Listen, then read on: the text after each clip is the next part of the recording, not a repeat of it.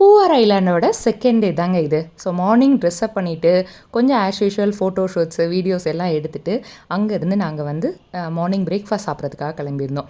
So இந்த rooms எல்லாம் வந்து பார்த்திங்கன்னா, நாங்கள் இருந்தது லேண்ட் காட்டேஜ் சொன்னேன்ல, இதே மாதிரி நிறைய டைப் ஆஃப் ரூம்ஸ் இருக்குது. இந்த மாதிரி ஒரு காலனி வந்து கட்டி வச்சுருப்பாங்க. கீழே வந்து ஒரு பாண்ட் இருக்குங்க. அங்கே வந்து நிறையா ஃபிஷ்ஷஸ் வந்து இருக்குது.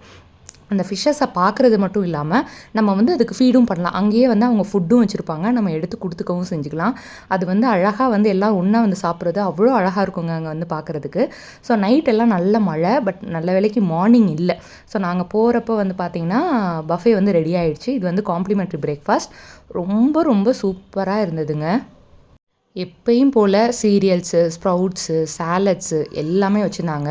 அப்புறம் இதோட ஹைலைட்டே என்னென்னா, அந்த பழைய கஞ்சி, அவங்களுடைய பழைய கஞ்சி சம்மந்தி வச்சுருந்தாங்கங்க. சூப்பராக இருந்துச்சு. எங்கள் அம்மா ட்ரை பண்ணியிருந்தாங்க. வேறு லெவலில் இருந்தது.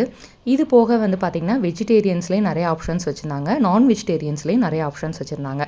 அப்புறம் குழந்தைங்களுக்கு பிடிச்ச ஸ்மைலீஸு, வடை, பரோட்டா, பூரி, அப்புறம் கேரளா ஸ்பெஷல்ஸ் எப்படி புட்டு இல்லாமல் புட்டு, கடலைக்கறி எல்லாமே வச்சுருந்தாங்க. ஆத்தென்டிக்காக இருந்தது சாப்பாடு. அவ்வளோ டேஸ்ட்டாக இருந்தது. ரொம்ப ரொம்ப டேஸ்ட்டாக இருந்தது சாப்பாடு. அதாவது எதுவுமே குறைன்னு சொல்ல முடியாது.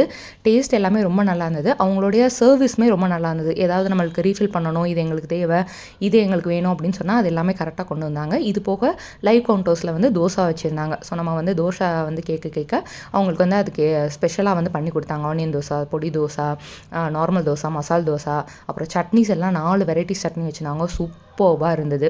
அப்புறம் பிரெட்ஸுமே எல்லாமே வச்சுருந்தாங்க. அப்புறம் டெசர்ட்ஸ் இல்லாமையா சூப்பர்வாக இருந்தது. அதில் சக்கரை பொங்கல் வந்து ரொம்ப ஹைலைட். ரொம்ப ரொம்ப டேஸ்ட்டாக இருந்தது.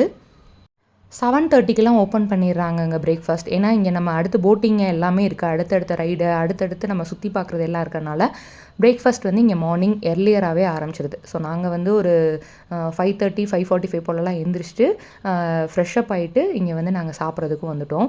இங்கிலீஷ் பிரேக்ஃபாஸ்ட்டும் இருந்தது. பேன் கேக்கு, ஃப்ரெஞ்ச் டோஸ்ட்டு, சாசேஜு அந்த மாதிரி ஐட்டம்ஸும் வச்சுருந்தாங்க.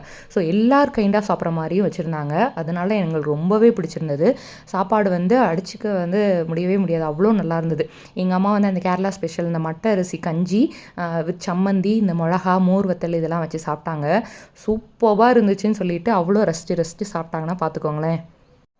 ஸோ நிறைய பேர் பூவார் ஐலாண்ட் எங்கே இருக்குது அப்படின்னு கேட்குறீங்க. இது வந்து கேரளாவில் இருக்குங்க. ட்ரிவாண்ட்ரமில் இருந்து ஒரு 1 hour ட்ராவலில் தான் இருக்குது.